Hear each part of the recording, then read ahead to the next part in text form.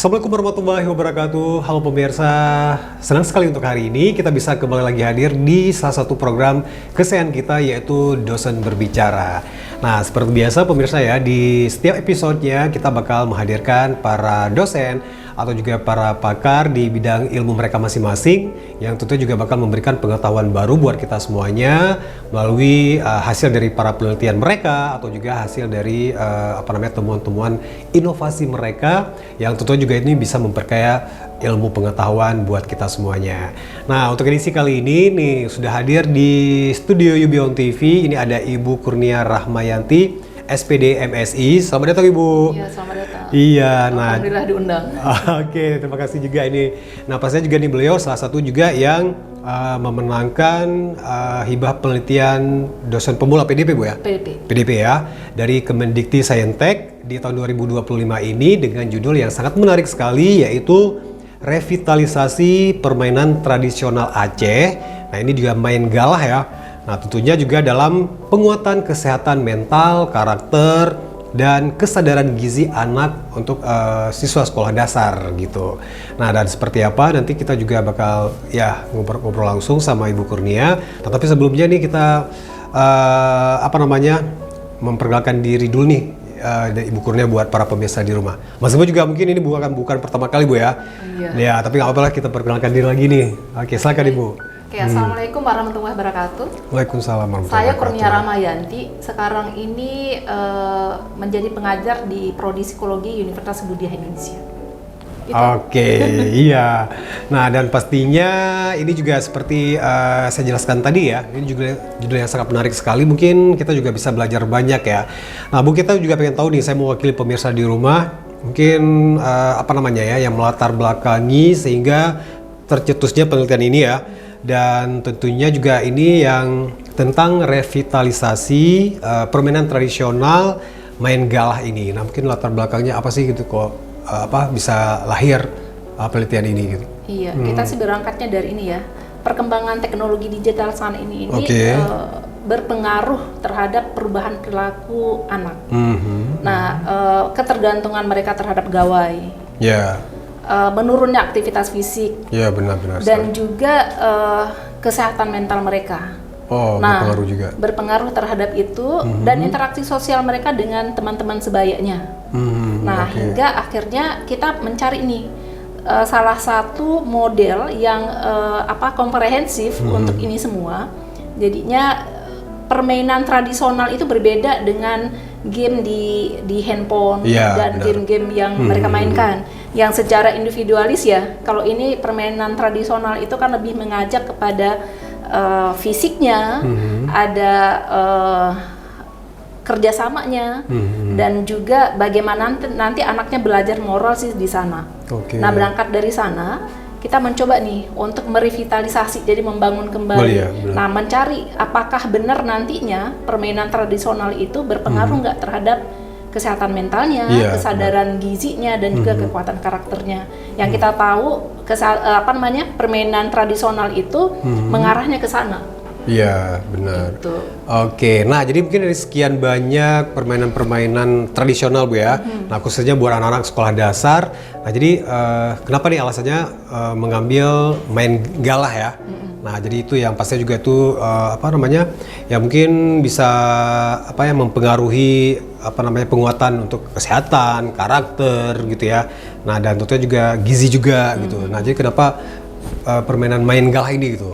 Iya. Ya. Sebenarnya permainan tradisional itu, yang khususnya kita di Aceh itu semuanya itu bagus ya. Karena salah satu cirinya itu kan hampir semua permainan tradisional itu bermainnya secara tim, kerjasama. Nah, permainan main galah diambil di sini karena memang dibutuhkan itu kerjasama tim, jadi interaksi sosialnya kuat dan juga butuh fisik yang kuat untuk permainan itu. Kalau secara nasional seringnya di beberapa daerah kan beda-beda namanya. Ada yang main galah, kalau kita kan main galah. Ada gerobak sodor, gerobak sodor. Terus dari daerah lain mungkin berbeda-beda nih. Nah, itu dibutuhkan fisik yang kuat dan juga bagaimana mereka bisa untuk menjadi, nanti kan ada tim regu penyerang, ada regu yang penjaga. Juga. Nah, itu kan ada leadernya di sana. Nah, leadernya itu harus mampu nanti mengatur strategi. Dan bagaimana juga para teman-temannya ini atau timnya itu mau mendengar kata leadernya itu satu. Yang kedua, mereka kerjasama nih. Bagaimana caranya yang penjaga tidak boleh nantinya tim penyerang tidak bisa lewat. Nah, penjaga kan harus ngatur strategi. Nah, yang timnya penyerang juga bagaimana mereka juga harus bisa melewati dengan strategi-strategi yang mereka ngatur. Nah, kalau secara moralnya, anak usia ini yang kita ambil kan usia 10 sampai 11 tahun yang jadi subjek penelitiannya. Ini kan masa memang tahap perkembangan moralnya di sana mereka belajar sih sebenarnya. Belajar bagaimana menerima kekalahan, menerima kemenangan, menerima kelebihan dan kekurangan orang lain, dan juga kalau untuk kesadari, ternyata saya ini butuhnya memang orang yang kuat. Jadi sebelum penelitian ini juga pra penelitiannya kita ini dulu nih cek status gizi dari anak tersebut. Jadi yang ikut itu hanya anak-anak yang status gizinya normal. Iya, itu sih. Iya, karena emang lebih aktivitas fisiknya benar-benar full ya Bu ya.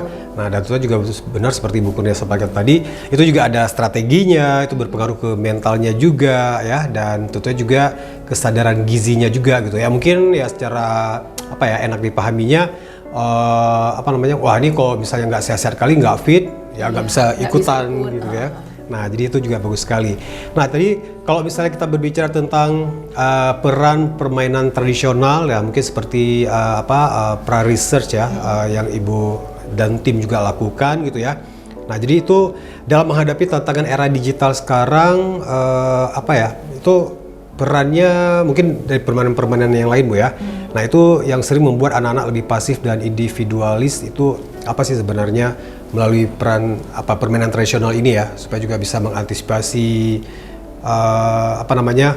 ya mungkin ya kecanduan dengan gadget sekarang gitu. Jadi kita lihat juga kalau misalnya di SD pun kayak juga di istirahat pun mungkin nggak tahu juga mungkin dari pemantauan Ibu ya, mungkin seperti apa sekarang gitu.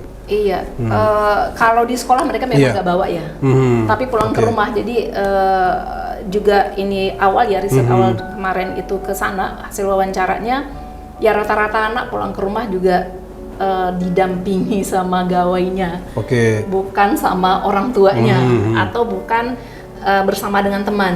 Nah, permainan tradisional ini kan lebih erat dia ini untuk kerjasama tim tadi, menumbuhkan relasi sosialnya. Itu yang berbeda nantinya dengan permainan-permainan yang ada di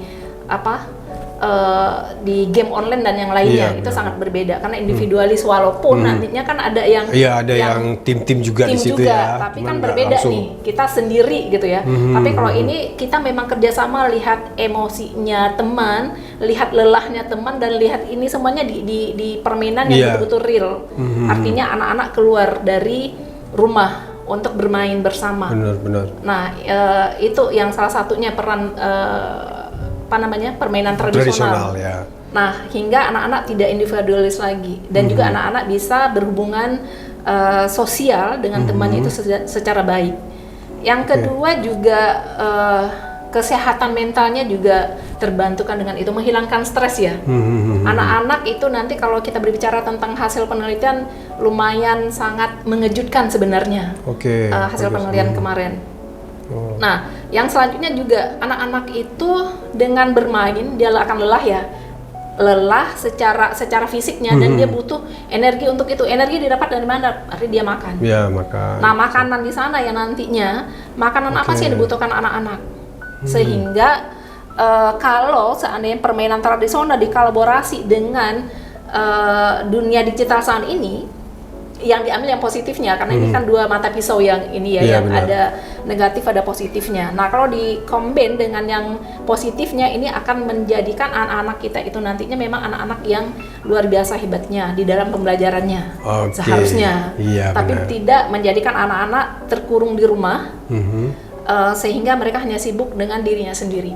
Jadi termasuk salah satu kampanye kita ngajak anak-anak untuk keluar rumah, bermain kembali dengan sesama temannya. Oke, ya pemirsa, kita break sebentar dan nanti juga kita akan balik lagi di sesi selanjutnya, dan tentunya juga kita bakal gali-gali lagi ya, tentunya juga sebagai pengetahuan baru kita bersama Ibu Kurnia. Jangan kemana-mana, tetap di Dosen Berbicara.